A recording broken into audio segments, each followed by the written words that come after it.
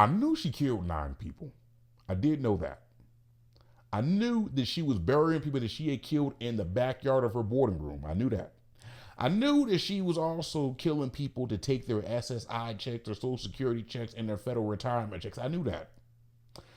I didn't know that leading up to her being caught, that she had already, however, been caught 2 and 3 times leading up to this, and we just essentially just let her off with a slap on the wrist.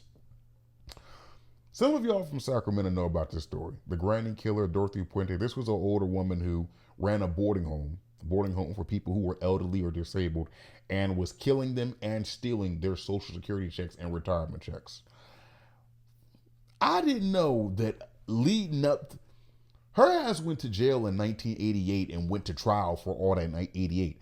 I didn't know that 10 years prior, she had been doing that. 1978, she had already been convicted of cashing illegally 34 SSI Social Security checks that didn't belong to her. They let her go with a slap on the wrist and had to pay back $4,000 in restitution. I didn't know that 6 years after that, her ass went to jail for doing basically the same damn thing. Mind you, at this point, she was already killing motherfuckers. We just didn't know about it yet. We didn't make the connection yet. She went back to jail for doing the same thing over again, but got out on parole in 2 years.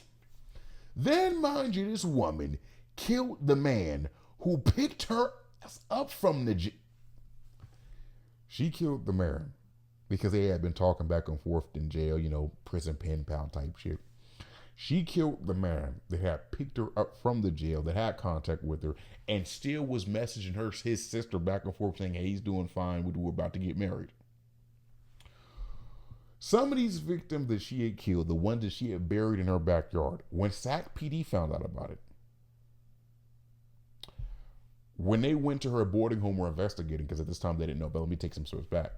She opened the door for Sac PD, allowed them in, and they went in the back and just were looking around, seeing what's going on, right? They hadn't started digging in the back yet.